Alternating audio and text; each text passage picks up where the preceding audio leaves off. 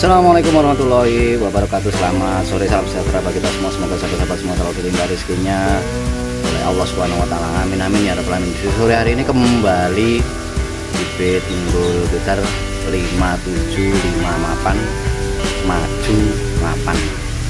Harapan setiap insan saya rasa plus minusnya hampir sama. Sebuah usaha itu apapun bentuk usahanya, berharap terus maju. Kemudian setelah maju akan tercapai yang namanya kemapanan. Itu penting. Penting kenapa? Karena setiap usaha, setiap investasi harus benar-benar terhitung, tercatat ya. Berapa modalnya, berapa profitnya, itu semua harus dihitung ya. Ya kalau nggak dihitung namanya sedekah.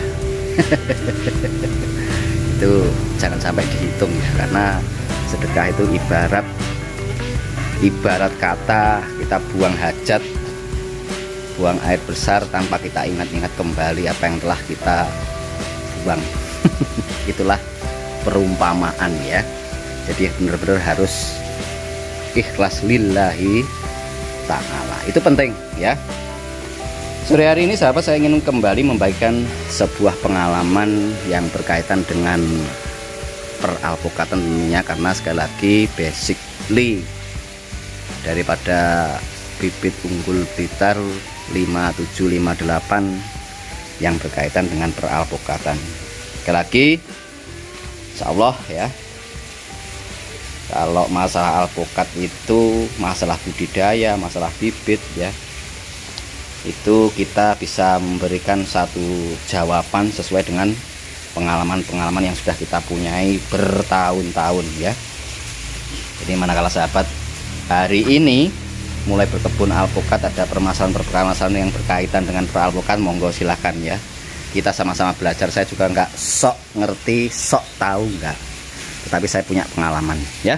Sore hari ini saya ingin kembali mengupas, membagikan sebuah pengalaman alpukat berbuah lebat ya sepanjang tahun. Itu sebetulnya nggak susah ya, juga nggak boleh disepelekan. Meskipun tidak susah terus kita anggapnya terlalu gampang ya, juga jangan ya. Tetap kita harus berbekal sebuah ilmu walaupun hanya sedikit ya, karena usaha apapun tak lupa berkaitan usaha dengan perkebunan ini, sedikitnya juga kita harus punya ilmunya. Walaupun mungkin perkebunan kita pengelolaannya semua orang lain, tetapi sekali lagi kita juga wajib punya bekal ya.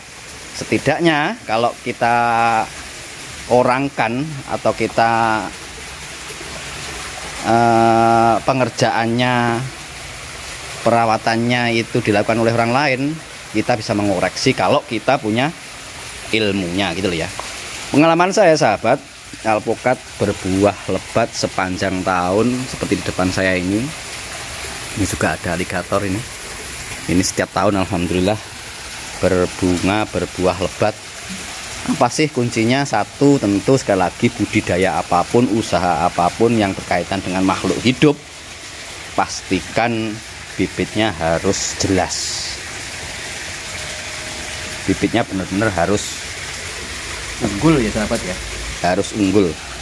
Kenapa penting? Karena sebuah budidaya berkaitan dengan makhluk hidup itu memang kunci paling utama. Maka saya letakkan atau saya sebut yang pertama kali itu karena memang bibit itu menjadi sesuatu hal yang nggak bisa ditawar-tawar, nggak bisa diganti dengan apapun. Kalau sudah bibitnya bagus, yang kedua apa Pak?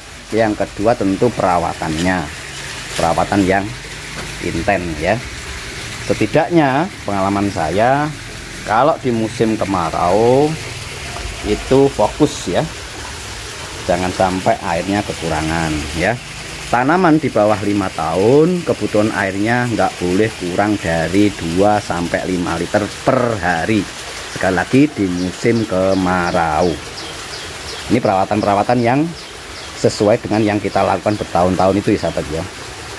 Yang kedua, kalau di musim kemarau juga fokus penanganan dari pencegahan sebuah penyakit adalah fokus kepada hewan-hewan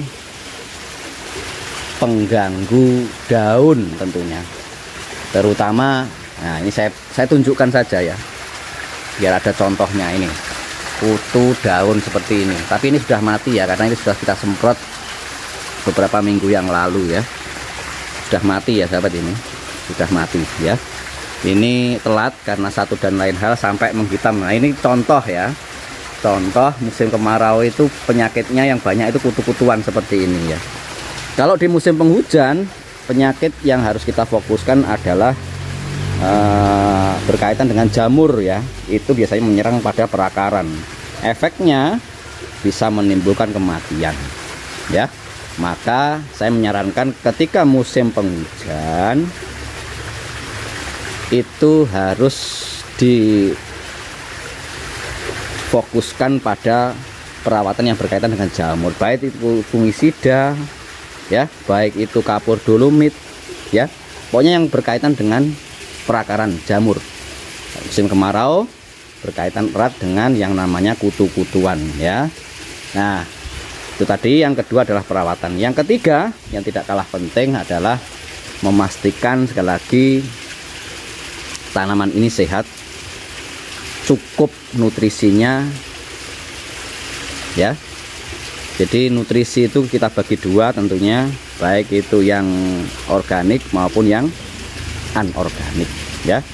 Nah saya juga punya satu pengalaman ketika saya berjumpa dengan salah satu profesornya UGM ya. Beliau menelurkan sebuah produk yang saya rasa kalau ini kita pakai sebagai oposan atau produk pendamping itu sangat manjur. Jadi begini sahabat, kesimpulan saya, sebagus apapun pupuk tanpa katalisator itu nonsen bisa diserap oleh tanaman secara utuh, secara prosentase tinggi.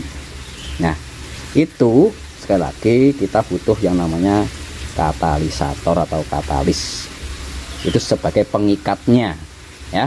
Maka di produk ini sudah komplit ya. Jadi yang ini katalisator atau dulu dinamai ini juga enzim ya. Jadi ketika kita gunakan pupuk bisa diserap oleh tanaman itu secara lebih maksimal. Jadi kalau kita menggunakan pupuk-pupuk yang standar itu paling mentok diserap oleh tanaman itu hanya 60 ya, 60%, atau mungkin bahkan ada yang 40 kalau tanahnya unsur-unsur mikroorganisme terlalu sedikit ya. Itu penyerapan pupuk-pupuk kimia yang diberikan itu sangat minim ya. Ketika kita menggunakan salah satu produk ini yang ditelurkan oleh salah satu ya profesor lulusan UGM tentunya, aduh tuh jatuh.